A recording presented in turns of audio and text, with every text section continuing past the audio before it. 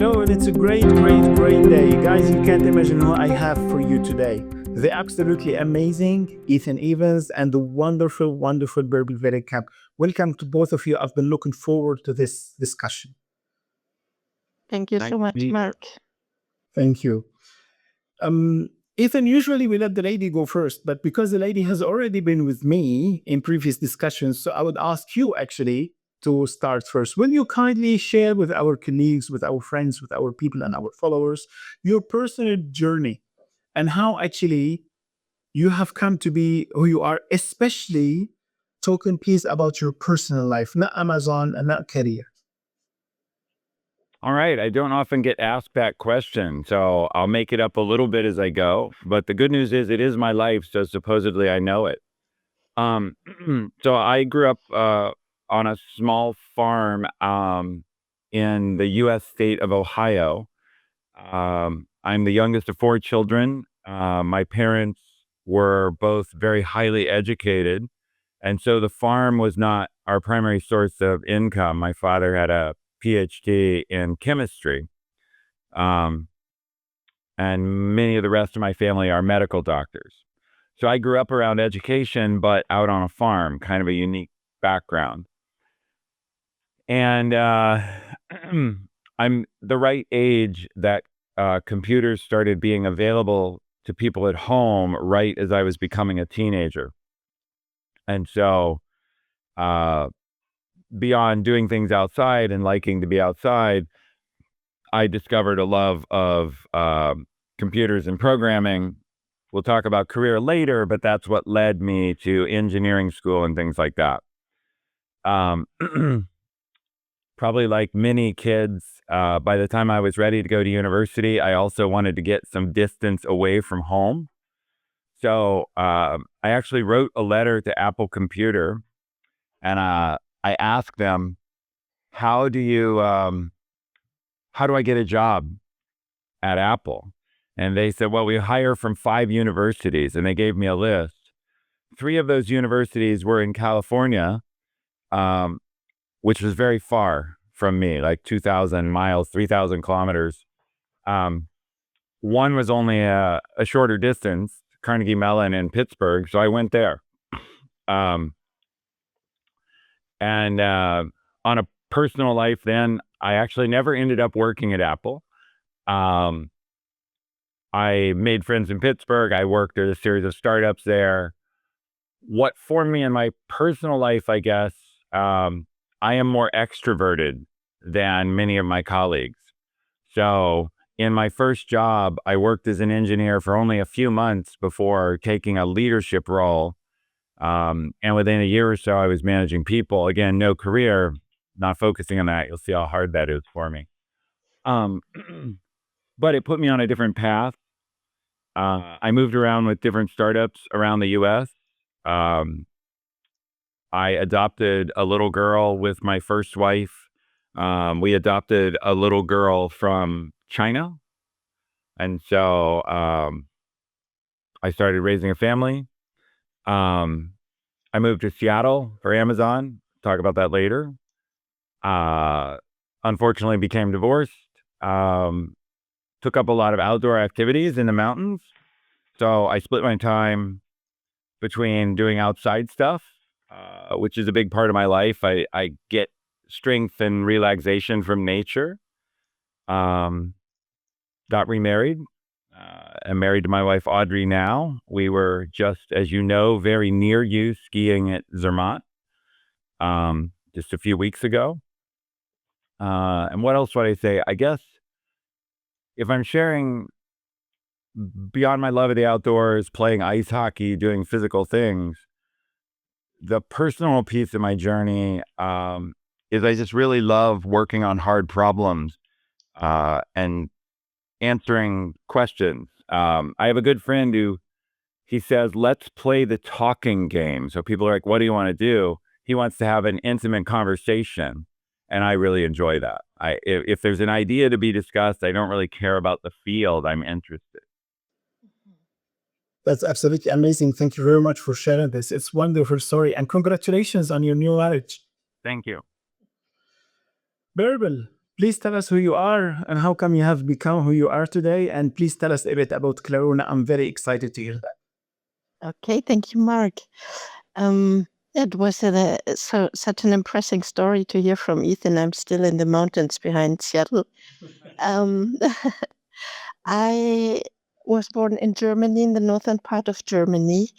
Grew up there and was interested in so many things that after school I had a hard time to decide into which direction, into which profession I would like to go. This went from law to business to arts to everything. So I was very interested, open-minded, and more or less by accident, I ended up to start my business life as a journalist, and this was really a good accident. I really loved this. Helped me experience and learn a lot of things.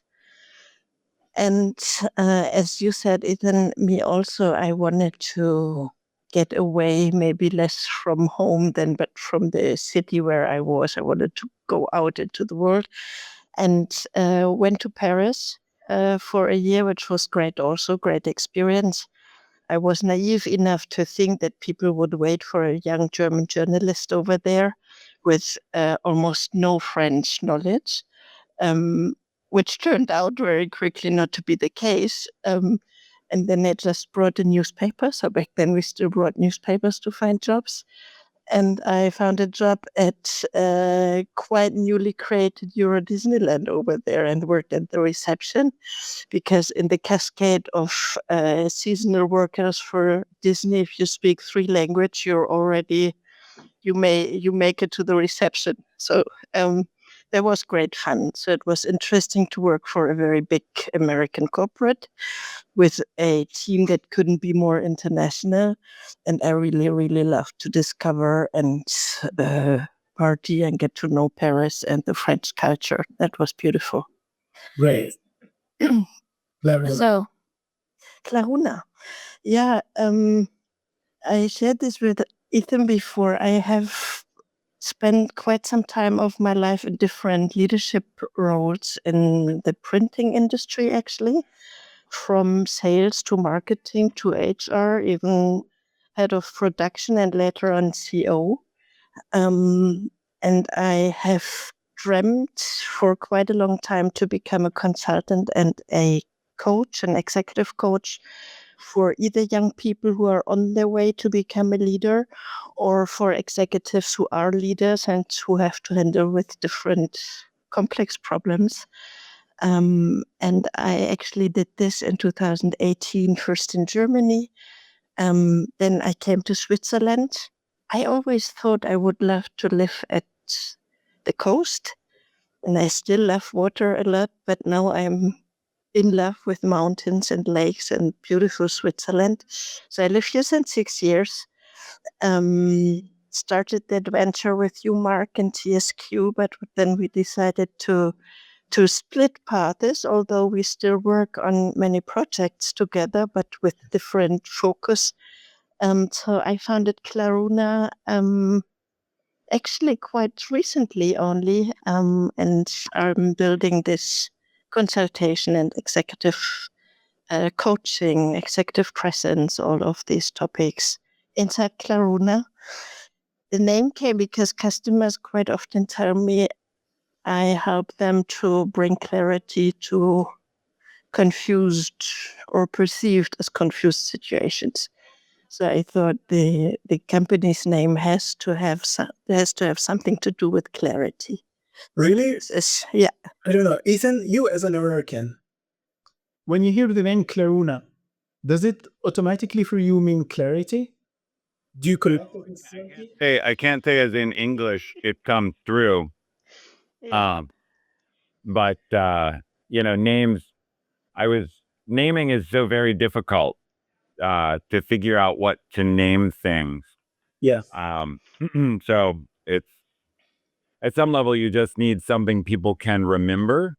Exactly. I mean, TSQ or Total Swiss Quality is also a name that I struggled to figure out exactly what type of quality. I mean, everyone, of course, has a association of Swiss quality, but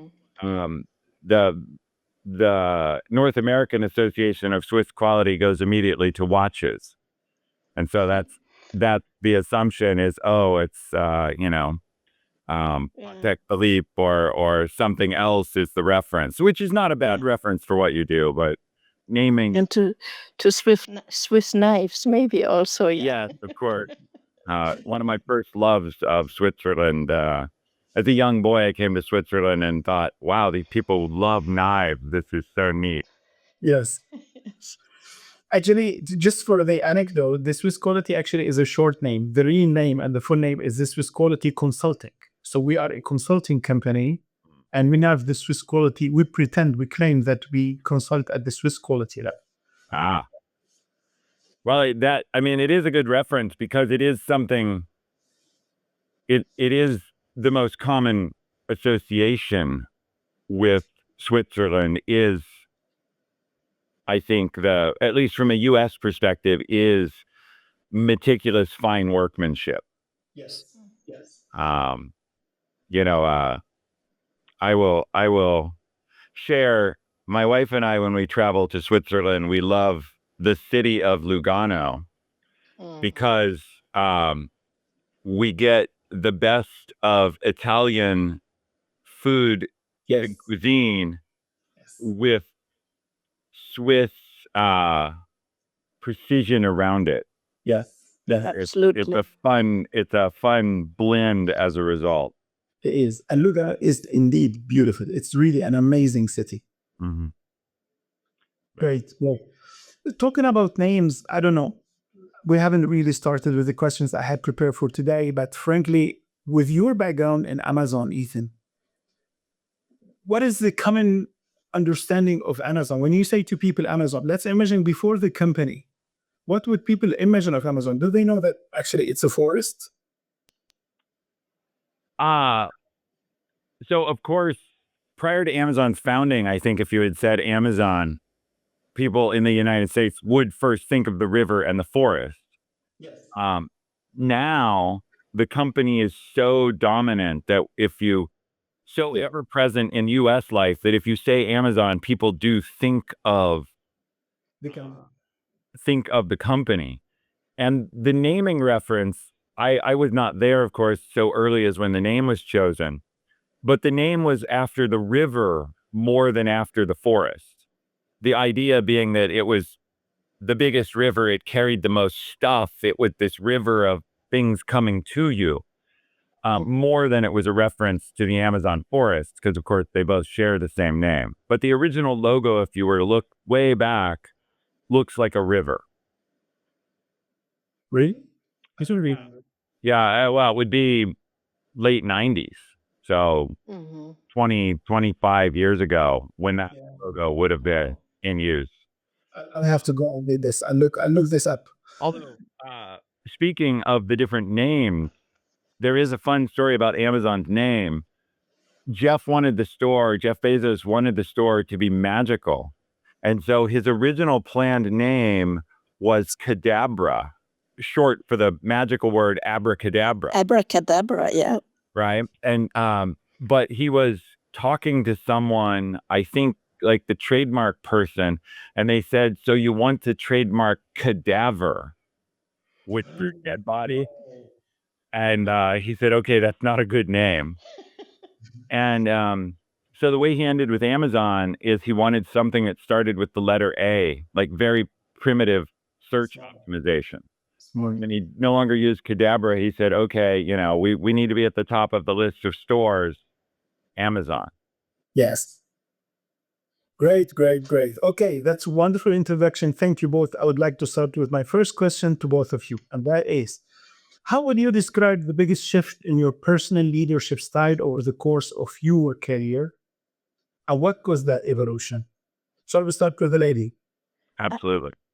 I missed the third word, Mark. Could you please repeat? How is the biggest shift Ah, in your personal leadership style, your own personal leadership style over the course of your career?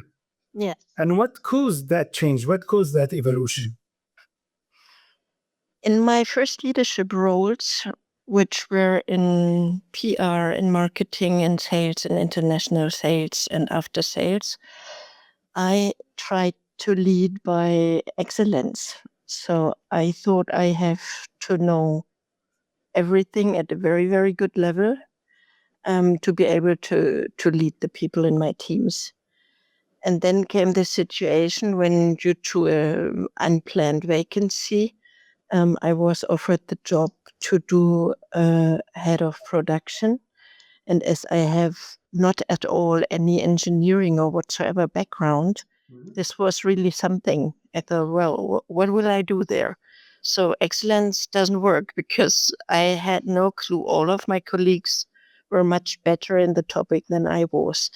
And this actually was a great opportunity in retrospective because it helped me really to focus on leading, to focus on bringing a team together, to optimize communication, to be close, to help people grow. And this has affected me since. So this was really a big change, one of the changes. Right. Great. Ethan? So it's probably not a flattering story, but I would say my personal leadership style began unkindly focused on arrogance, if you like, more than just simply thinking I knew what to do. I started very young in leadership, right after university. And my approach was, I'm smart, I know what we should all do. And so it was very command and control driven, very, let me tell you what we should do. Over time, I, of course, ran into people who didn't agree with me. I argued with them. And eventually I got feedback in the form of getting fired twice or laid off, let go as you're a little too abrasive as a leader. And it was correct. So I would say I had two changes in my leadership style. The first one was to stop being such a jerk, realizing that that didn't work. And then later, as I matured further, purposefully studying how to influence. So I would say change one was simply to become more collaborative. And the second change was to purposely focus on influence skills. I was leading a team at Amazon of 800 people. I had an option to take a new job where I would have no reports at all, but I would be responsible for influencing the CEO of an acquired company to be his advisor. Yes. And I purposely took that job to force myself to work only through influence with no direct authority. And that was a plan to build those skills, and it worked. It worked where I had to learn, I can't tell this person to do anything, but I still have ideas I'd like him to adopt. How do I do that? That is so interesting. What are those key skills in influencing people, would you say? Thank you. One is respecting what they're doing and understanding it first. So you probably know the book 7 Habits of Highly Effective People. It says, of course, seek first to understand, then to be understood. So a lot of it was, I was coming into a new business that I didn't fully understand. I had to be honestly curious and try to understand what they were doing and why. And then I developed a key phrase I used a lot, which is compared to saying something like, well, let me tell you how we do this in Amazon, or maybe you should consider the Amazon way, or something like that. I learned to say, can I share how I've seen this done elsewhere? And what I really liked about that, that I think worked, is it's very non-threatening. Can I share how I've seen this done? I'm not telling you to do it. I'm just asking if I can share something I've seen. And because it's non-threatening, almost no one will say no to that. It would be very rude, essentially, to say, no, actually, I have no interest at all. And then once people agree to listen, there's an interesting psychological thing, which is once you agree to listen, you actually will listen. It's very hard. It's very hard for you to say, oh yeah, sure. And what you're thinking is, oh no, it's Ethan again. I don't want to listen. You actually listen. And then I had to accept that sometimes they would take, act on what I shared. Sometimes they wouldn't, but most commonly what they would do is they would consider it and take what was good for them out of it. And I had to be satisfied. Influence doesn't necessarily, of course, mean, it's one of my other early learnings, it doesn't mean I was completely right. It means I was able to contribute to a better outcome. Because sometimes, of course, I would share things and they would say, that's very nice. Here's three differences in our environment, which was fine. I would learn something. So, Yeah.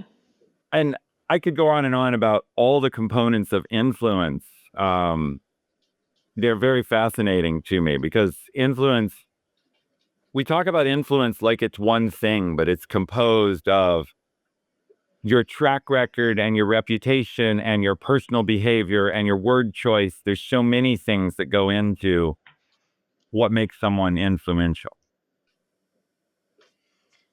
When I work with executives or future executives on this, what we call executive presence, this in the core has to do with influence also, like how to behave, how to speak, what to say, how to connect with people to make this influence. So is there something that you have learned or seen at Amazon that helps creating this executive presence, this gravitas? Yeah, so you and I work very much in the same field because I'm asked about executive presence all the time. I recently learned a fact I didn't know. You were speaking about names and naming earlier. I didn't know that the word gravitas, a Latin word for how an executive is viewed, how are they taken seriously or not, is actually predates the word gravity. So Isaac Newton derived the word gravity from gravitas, which I didn't know. And it makes so much sense because gravitas is, of course, your personal gravity. How much weight do you bring? How much do you pull other people to you? As for what I like to help executives understand, most people think of, if you ask them what they think of executive presence first, they envision powerful speaking. And they envision, executive presence is the person at a podium enthralling a room. And that is a component, but I help them understand that a bigger component is their professional accomplishment and ability, because that's the foundation of why people start to listen. And I think it helps people feel better because I work a lot with technical people. They struggle to imagine how they can be great speakers, but they can visualize how they can do great work. And since both of those add together to form your executive presence, it gives them something they feel like, oh, okay, I have a chance.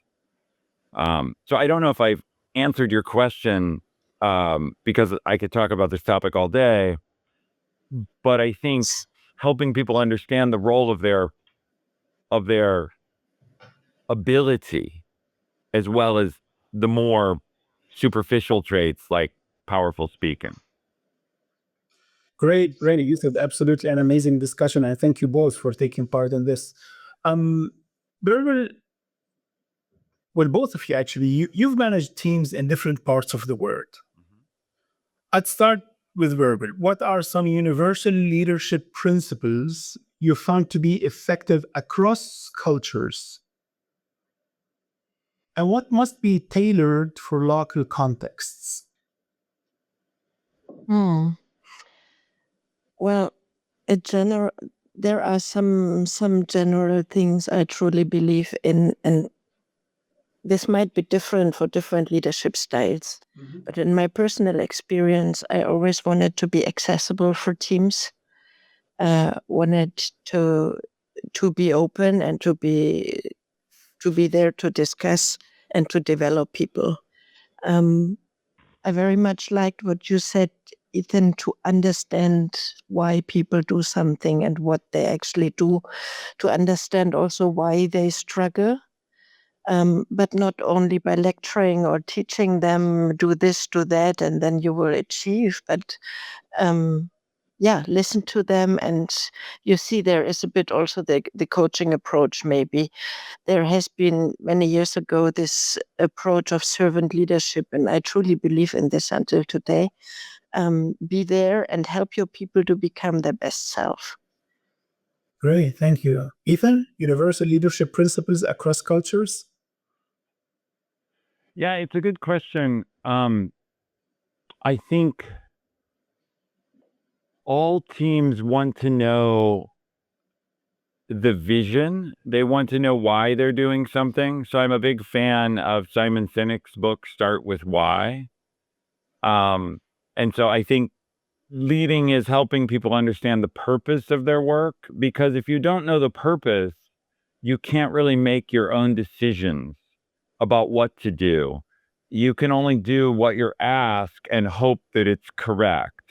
And when you run into a problem, you sort of have to go ask for guidance. So I think people enjoy knowing the why. And I also think Amazon, at least as an example, was a hub and spoke culture, right? The headquarters was very definitely Seattle. And so for all other offices, helping them feel that they were seen and valued. Everyone wants to be valued. So that's pretty universal. Is again, the why, you can help people understand what part they play in a larger whole so that their work feels meaningful. Because I think to some degree, it's true that different companies still today, and certainly Amazon a few years ago, tended to have a view of, oh, let's send the unimportant work offshore, the repeatable task. And so that can be a little dismissive. And so trying to change that to make it more meaningful, I think, is universal. Great, thank you very much for sharing this. Bärbel, given your work in digital transformation and strategy, how do you advise leaders to balance quick adoption of new tech with a thoughtful, human-centered approach? Onboard people. Don't come with your own idea and tell them this is the new world and we're going there. Onboard people and listen with big ears and very carefully how they work, what they do, where they struggle.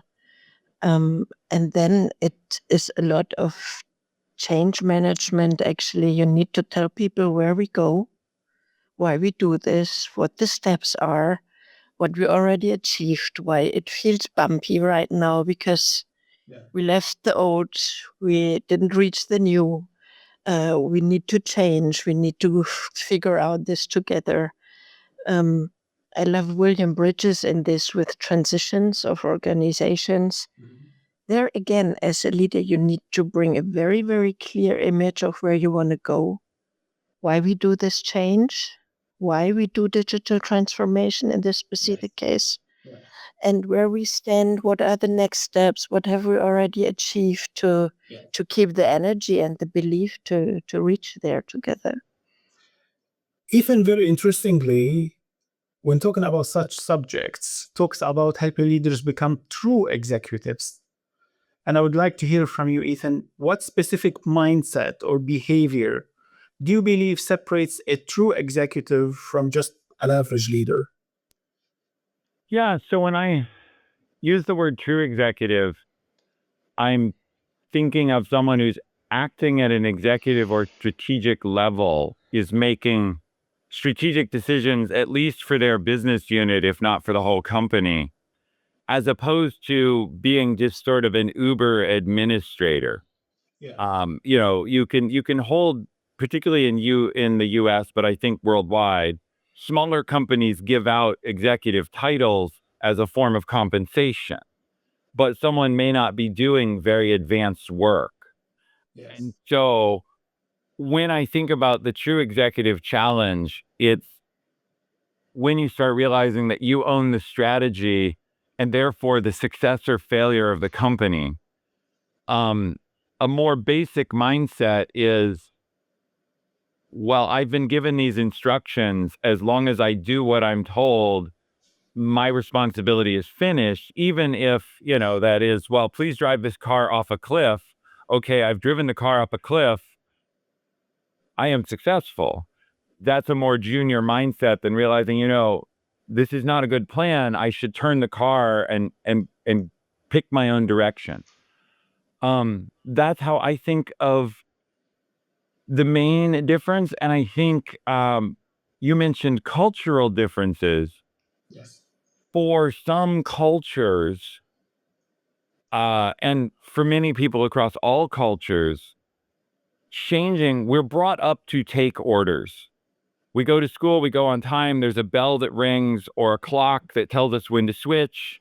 We go to university, there's, a structure of what your degree will look like. There's this very small freedom called electives, where you can choose a couple different classes and say, oh, I wish to learn French as opposed to study art.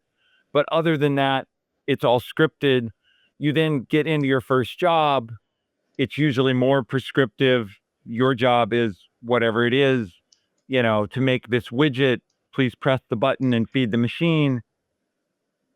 And then somewhere later in your career, often in your 30s, or 40s, you find yourself in a position where there is no answer. And suddenly, you realize that what you're doing isn't working and there's no one to actually tell you how to do it better. So that's when they call the Swiss quality consultant and you help them. But in addition to that, they have to be willing to make that leap. Absolutely. Thank you very much for sharing this. Ethan, do you allow me a question? I'm sorry, I don't want to co-host, but I find this so. It's okay. It's okay. Go ahead. How does Amazon actually handle this topic of helping to grow leaders, executives? I suppose there are special programs, but what is expected? What can you do? How can you grow? Yeah, it's a great question. You're going to find the answer surprising. I left Amazon because I don't think Amazon invests very much in that. Amazon's approach to it is to do half of that job and then allow Darwin to do the rest, which is Amazon communicates what it expects, but provides very little support for people to get those skills. Instead, they expect that the cream will rise to the top, the best leaders will select from the best, but they don't do a lot of the training. At least during my 15 years there, that's what I found. And to the degree I could find out why the company does that, I did ask, because this seemed inefficient to me, that we were leaving behind people that with a little guidance could be tremendous, but weren't going to figure it out very quickly on their own. I've been told, and we'll call this hearsay or rumor, Jeff Bezos was always able to educate himself. He was always able to figure things out on himself. And so he developed pretty much an attitude, it seems, that great leaders figure it out on their own. And if you need help, you're probably not that good. So a little bit of the great people will figure it out, and we only want the great people anyway. So I can't say, I did try to ask him this a couple times, and I never got an answer. But I can't say for sure that's what he believes, but that's how I understand it. In any case, on an experience viewpoint, since Amazon is so big, you have all of these leaders who wish to grow. They're trying to grow themselves. Some of them bubble to the top. It's very Darwinian. And those that bubble to the top move up. And Amazon's been able to survive on that mechanism, which I guess in that sense is efficient in that they don't invest in If you take a contrast, the American company GE was famous for having a deep executive development process, and would be like the polar opposite, the complete far end perspective. Great. Bärbel, I was once at an event in London, and somebody presenting said, in my career, I have created 19 companies. 18 did between okay to very, very well, and one failed. But I promise you, the one that failed has taught me more than the other 80. Talking about setbacks, what's a significant professional setback you faced? And how did it reshape your approach to leadership or strategy? Yeah, great question. Indeed, in my professional life, there were more than one setbacks, and it is, like many say, a huge source to learn. So what I remember as very painful is when I just joined a company, being part of the management board, and this was a great team. We were fighting, creating, strategizing, dreaming together. But for various reasons, the company was financially in difficulties and had to declare insolvency, like it's in Chapter 11 or something in the US. And this hit me personally so heavily that I remember the day we had to declare insolvency, and then I went home. I had a very shaken sleep. And when I woke up, I saw that my cheeks were full of tears. I was sleeping and crying. So much this hit me personally. And I think it's great to be very motivated and very connected, but I felt that this was far too much. Yeah, that the company crashes and you almost crash with it. So this was a bit too much. You can be very motivated, very connected, but there's always this question of balance in life. I don't think that we ever have balance. We always look for balance and have things that are too much, too little. But this was definitely too much of identification and ambition for this company. Yeah, absolutely. Thank you very much for sharing this. I know it's not that easy to admit that we failed somewhere, but that's very courageous of you. I did, and I think most of us do, even those who don't talk about it. Yes, but it takes some courage to admit it. But thank you very much. And it takes courage to learn out of it. It's not in the moment, at least for me, that you say, here this and this happened, and you do your analysis. It takes time to learn. And if I may just add this, I have kind of repeated the same error in a bit different way, but again, going so much into a business, into a job, that cost me a good portion of my health, and I'm still learning. But after this very painful experience, I hadn't learned, and I kind of repeated this over engagement. We all are still learning. But once again, really a lot of respect for being so powerful and so courageous and bold to be able to admit this so openly.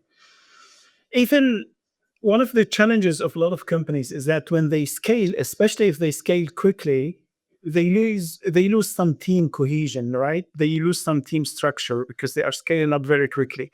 You've led organizations responsible for massive revenues, way beyond the common, and huge teams of thousands and thousands and thousands of colleagues in different locations. In your experience, what is the key to maintaining a cohesive culture when the business scales quickly? I'm not sure there is a single key, but I think the two things I experienced at Amazon. First, Amazon has a set of leadership principles, which are cultural underpinnings. Now, almost all companies somewhere have a poster on a wall that talks about values, but it's often just on a wall and ignored. Amazon took 3 steps to make them real. The first is they're a part of every interview. So when we interview someone, we look at the leadership principles and we actually try to evaluate people against the culture. So we're hiring into the culture with the behaviors already. It's not just do you have the technical skill, but do you fit the culture? Second, those same leadership principles are part of every review. So in your review, you not only are getting feedback about the quality of your work or the skill level of your work, but you're also getting feedback about your behavior. And it's, again, your behavior relative to these standards of the company. And third, they're part of every promotion. And so to move up, before we move someone up to any role, we ask, are they at an appropriate level of maturity? So maturity relative to these behaviors. Now, this leads some people to say, well, Amazon is a type of cult because if you don't conform to the leadership principles, you're not welcome. And there is truth to that, but cult and culture are the same word. And so Amazon is okay with the fact that some great people may not fit the Amazon way, but to have this cohesiveness you ask about, we need to collect people who work in the same style. The second half then was, as we scaled, we were careful that the top leader in each new piece of scaling was someone already from this culture so that they could then exemplify it and explain it and teach it. Yeah. So when I opened offices around the world, I used, in each case, I relocated leaders from Seattle. I found leaders that were willing to move and could take the culture with them. So, culture is a bit like a tea bag in that sense that one, you put it in the water and it will flavor everything. Mhm. So that's how we did it. It's of course not perfect. And anything written is subject to interpretation and to differing views. So you can't completely write down a culture, even though Amazon has certainly tried. But it's been sufficient that most people who worked at Amazon have some commonality in their approach. Right. I believe this is very important for both the company but also the employees who are working there. Yeah. If you're speaking of, some say this is more cult than culture. Yes. This even sounds a bit like opposed from the company. Yes. But if you have a job and you find yourself in an environment of culture that does not at all fit to your own values, I think things can become very difficult. I have the pleasure to teach MBA fellows 3 times a year at a college in Munich. And this week is called career coaching. And we focus the whole week, know your own values and figure out what the real values of a company, not those attached on the wall or on the corporate homepage, but the lived values, the observable behavior of leaders. What is the culture of the company, and in which extent does this fit with your own values? Will you be happy there? Will you be able to fit in, to grow? I think it's important for both. Absolutely. And when I shared my story earlier about why I think we may have been talking before we began the official podcast, you and I moved on from Amazon exactly because my own value of how to develop people, I realized, was different than the Amazon value. And so after a few attempts to see if Amazon was flexible or wanted to change or adapt its value, I I said, okay, this works for Amazon, but it no longer works for me. And I have the opportunity to do something different. And that's another piece of maturity, I think, is recognizing that a company culture may work for that company and not for you. Humans love to reduce that to, oh, it's not like me, and since I'm good, that must be bad, as opposed to simply different. I think it's fascinating. There are cultures that I could never be a part of because they don't fit me, but I see they work extremely well for the people they do fit. Yeah, congratulations to this courageous step. This is important, I think, if you see this, to move on. There is more to congratulate Ethan on. Yes. With 60 plus issued patents, Mm-hmm. let me repeat, 60 plus. You clearly value creativity and innovation. How can leaders in more traditional industries foster an inventor's mindset without a proper formal R&D lab? So, I would honestly say everyone has an R&D lab available to them, and it's sitting on top of their shoulders, and it's available during all the time you're awake and possibly some of the time you're asleep. So it's open all hours. I love this. I don't think any of my patents come from working in a lab, other than the lab inside my head. Yes. You know, we're generally called now knowledge workers. And so while for sure there are people who work in pharmaceuticals or something where they need a true lab as we perceive it, of people in white coats with test tubes, most of us, the lab is a lab of ideas. And interestingly, I think the biggest thing holding most people back from invention is not perceiving of themselves as inventors, not thinking I could invent, and then also not thinking, not spending the time then working to invent. So most of my inventions, first, I have to be clear, when I joined Amazon, I did not think of myself as inventive, but the company requires it. It's one of those leadership principles. It said leaders innovate and simplify. Yes. And so it's part of what I was judged on. And I'm like, I literally had the big eyes like, uh-oh, I don't do that. Now I'm in trouble. So I had to teach myself to invent. But the second piece of that invention is just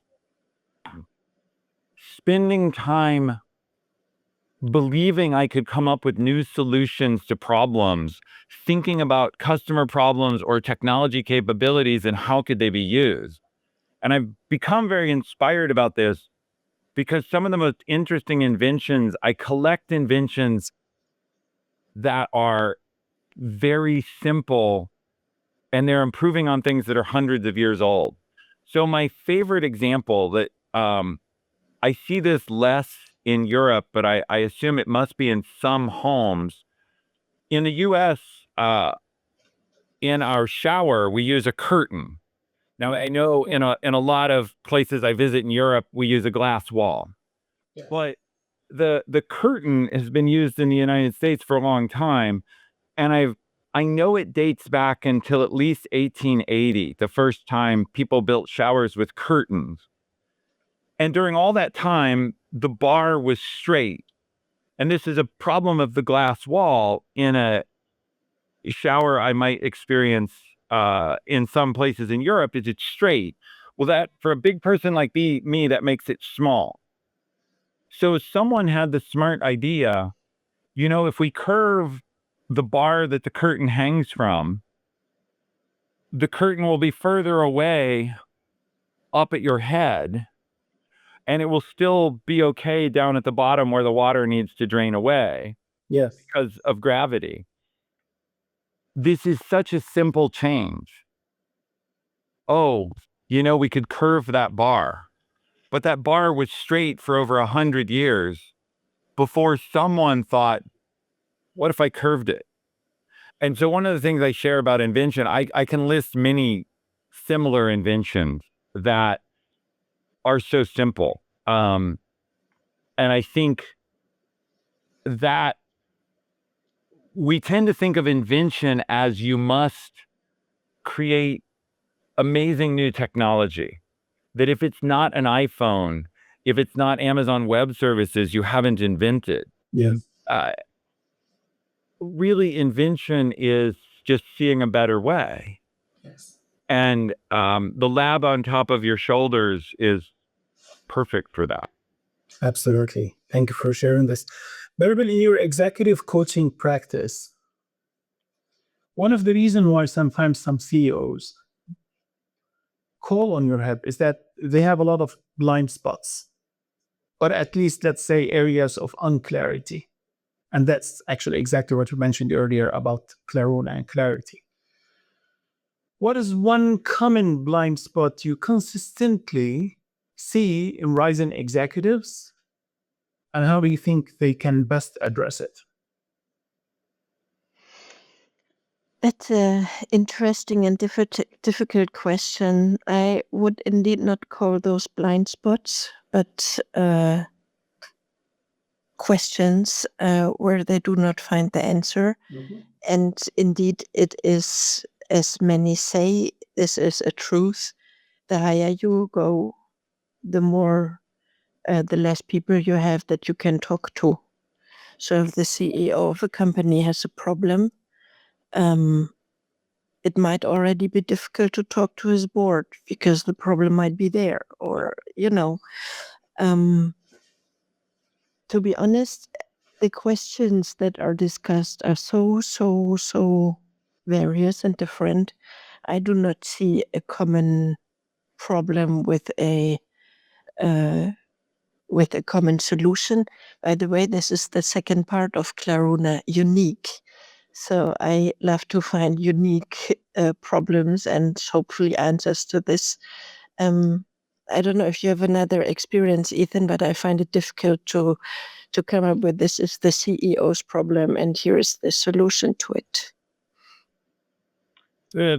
I think I agree with you.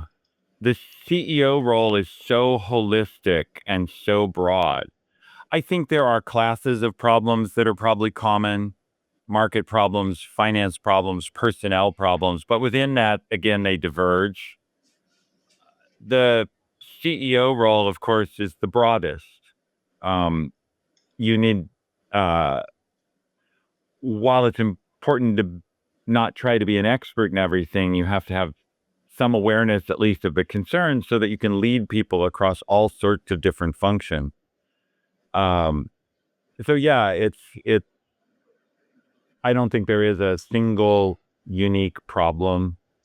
You are correct. The US way we would phrase the same thing is it's lonely at the top. Yes, Yeah. absolutely. And I do think if there is a problem that might be common, it's how people deal with that loneliness, because it's surprising.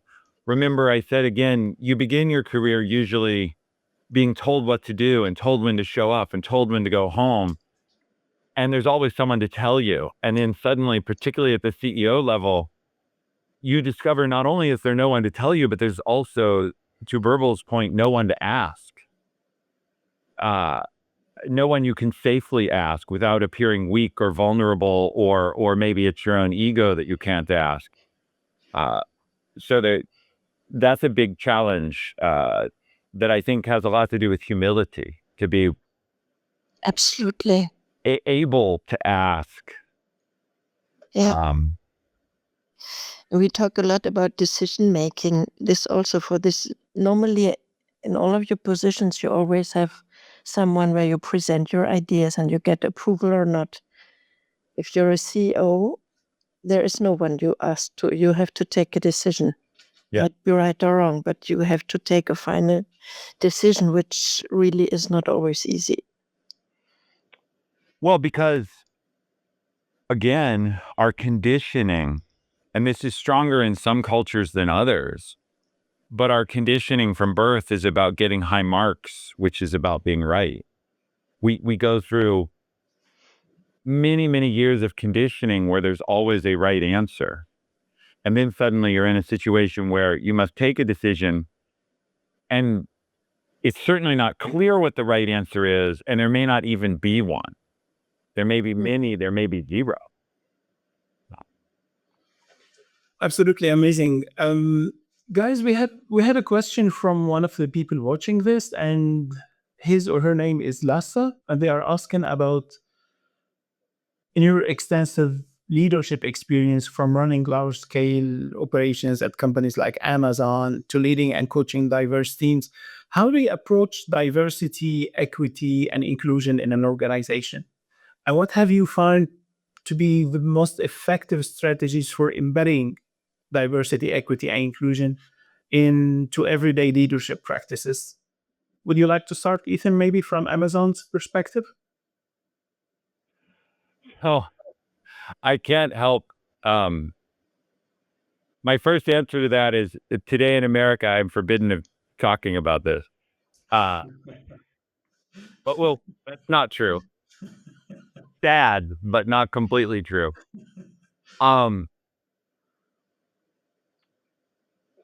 This topic is incredibly hard because diversity, equity, and inclusion is not something you can solve either quickly or at any one level.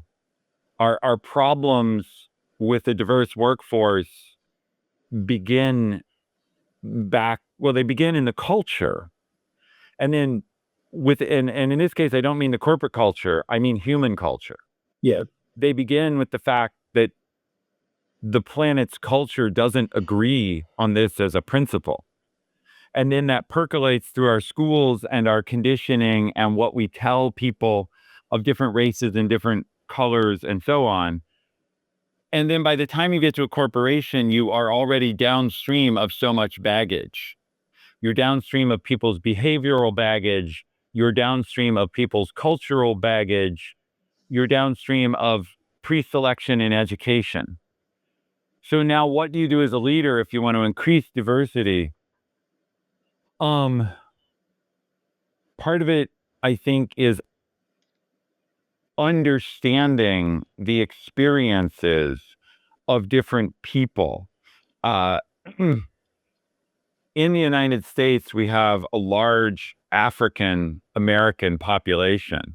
Yes. And I think one of the things that struck me most, I would like to share with you, or I had two things to share just to give a sense of this problem. Please do. I had an African American woman I was working with who explained to me, well, Ethan, my son is a large boy. He's a teenager and he's already full-size man, but young. And I've had to explain to him that when he encounters a police officer, he needs to be conscious of the idea that to him, he looks like a threat. Oh, And so he has to think about his interactions with police in terms of how do I avoid having them kill me. And of course, as a white man, I think of police as there to help me. of course. And if they irritate me, someone I may safely yell at, right? I can shake my finger and say, how dare you pull me over? I was only speeding a little bit. Don't you have something else better to do? And I can choose to lecture them as a servant. For him, that would be fatal, or could be, making the same threatening. And what was shocking, now I shouldn't behave that way. That isn't appropriate behavior for me, but people do it. And the contrast that was drawn is culturally, it was shocking to me to realize, wow, I think of police officers as helpful. And this culture has to think of them as maybe helpful, but also maybe dangerous. Yes. And I saw how you reacted when I expressed the idea that a police officer might be dangerous. A second example, I mentioned early in our show that my daughter is adopted from China. Yes. And of course, she has white parents and she grew up in white society. And I think the second thing is how blind I was to her experience. So I went and asked her, her name is Ty, and I said, Ty, how often, she was in high school at the time, secondary school, how often does your being Chinese come up? And she said, oh, Dad, every day. Every day. Yep. Wow. And she said, some of it will be very overt racism, people making their eyes like, or asking her like, can't you open your eyes all the way, or things like that. We gave her the name Thai, T-A-I, but it sounds like the country Thailand. So Yes. she said people will make jokes like, what kind of food do you like? It must be Thai food. And are these things incredibly harmful? Honestly, not really. She was so used to them, but they're constant, and that's the harm. And I think to answer I know I've gone on a long time.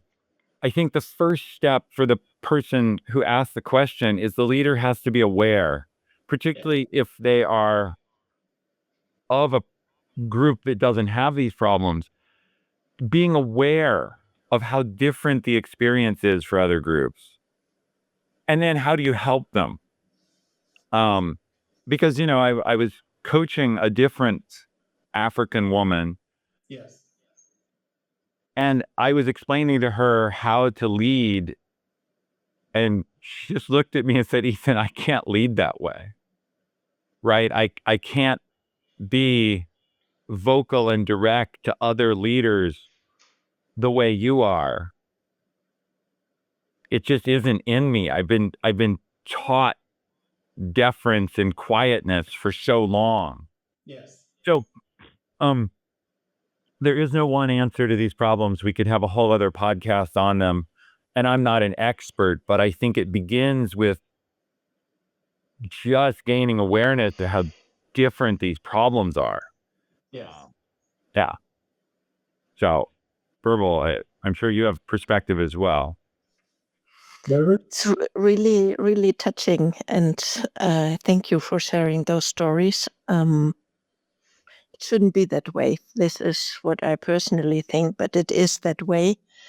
Since very young age, I have been so really interested into culture and different countries and religion and so on, that I really, really, really do not understand the topic personally, because it's human beings and there is of every color. And a customer of mine used to tell me, la connerie est internationale. So like the how do you translate this, Mark? Stupidity is international. Yeah. So I mean, everywhere there's wonderful people and weird people and aggressive people and inspiring people, whatever religion, culture, color. And so this is deeply, deeply what I think, what I've always thought, and I found it always very inspiring if you meet someone who is different, because can show you a new part of the world.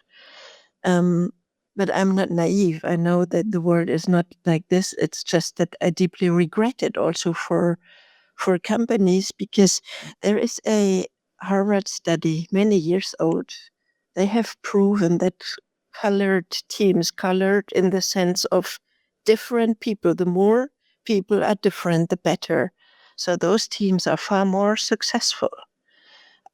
This is in terms of character. This is in terms of age, of experience, of gender, of culture, of color, of religion, whatever you want. Just bring people together who are different. Yeah. Then learn how to appreciate each other, because yes, someone who is in a character very different from me, it might be difficult for me. It might get on my nerves. Someone who is talking all the time, someone who's never talking, yes, this is difficult when people are different from me, but it's very, very enriching. To the examples that you had, Ethan, I can add my diversity is to be a woman. And I remember when I was in the beginning of my career, walking upstairs and you find the hand on your back from an executive leader. Yes. He's the boss of your boss. You're in your beginning 20s, so how do you react? Or recently, I had a coachee from Indian background, beautiful young woman, and she said, "How do I connect with people when it comes to socializing?" And still today, with me, 50 plus and kind of life experience, if you're in a socializing event, you really need to find your way because men connect much easier around a beer, around a wine, around whatever. They stand together, they have a chat. As women, to get in there, especially if it comes to executives or if it comes to technology, this is still different. This also is part of diversity. And of course, I have to add,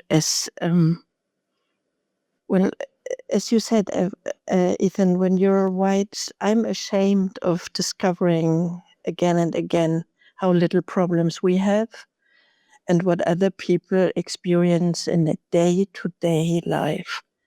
This is shameful. This shouldn't be like this. But this is how our world is today. I'm curious to ask another executive coach. I take a relatively controversial stand with some people where I think it's fair to discuss how much responsibility does a person of a minority group, whatever type of minority, how much responsibility do they have to try to change things versus how much is it okay for them to choose to try to fit in order to be successful?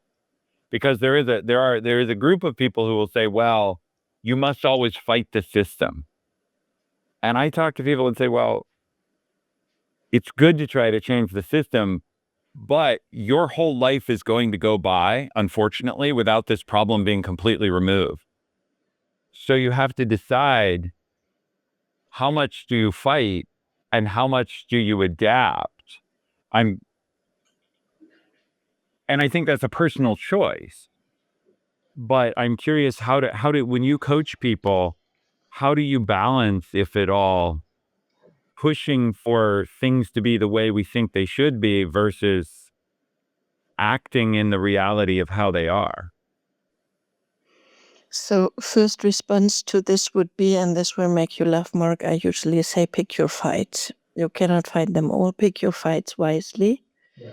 And when it comes to the executive coaching and the professional context, I encourage people, the question is how you do it. If you look really for fighting and confronting people, which often I can understand, but I think this doesn't serve yourself. So find a way to help people to understand where you're coming from. So if I take this back to women in leadership positions, for example, if you start to be like dramatic or ashamed or like this will not help you. Then you are the lady who gets on the nerves of everybody. If you try to imitate being a man, this will not help you. Don't be more man than men are just to find your stand. Be a lady, be a woman, but be self-confident and tell people with charm but decision that, well, I understand you have a lot of things to say. You interrupt me 3 times. Maybe after you finish, I can exchange my point. Yeah. It's maybe different than starting to cry or to shout, let me speak. I have right to speak also. So this is the difficult divided answer I would give to this. For me, it would be very, very maybe idealistic, but important that the bigger group starts to think what they should see and open up and change in order to see and understand minority groups. But again, this is a bit the dreamer or idealistic in me. Absolutely amazing discussion. Thank you to both of you. It was really absolutely wonderful to have you. Unfortunately, we're short on time and we have to conclude now, but I'll give you both the possibility to say just a final few words. Let's start with Ethan. Well, I've really enjoyed this discussion. It's been such a pleasure to meet both of you and to have the rich three-way discussion. Obviously, if people are interested in finding me, I write every day on LinkedIn. I'm there as Ethan Evans VP, so I welcome anyone who wants to hear more of what I share. But beyond that, just thank you for the opportunity, and it's been a true pleasure meeting both of you. Thank you, Ethan. Bärbel? It's been a true pleasure to get to know you, Ethan, and to talk with both of you. I really, really enjoyed this. And then I hope you and your wife, you will stop in Lucerne next time you come to Switzerland. Claruna and also Swiss Quality is close to Lucerne. Lucerne is super beautiful. Yes. And in the center of Switzerland, where you can easily get to everywhere, also Lugano. So I so much enjoyed this exchange, and I hope for your visitors, your people who are watching your podcast, Mark, it was interesting. And I would love to stay in touch and to exchange more with you, Ethan. We should do an international project. Why not? With Ethan and with Claruna. So, guys, reach out and let's continue this discussion. Absolutely. Thank you both. Do you have a website where people can find actually everything about you, or is it LinkedIn?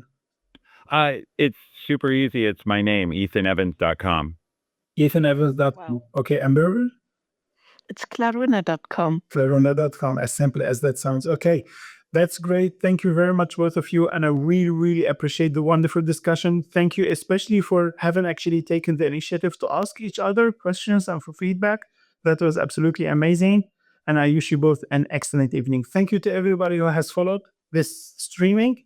And I look forward to maybe seeing you in part 2. Thank you. Thank you, Ethan. Thank you, everybody. Thank you, Bärbel.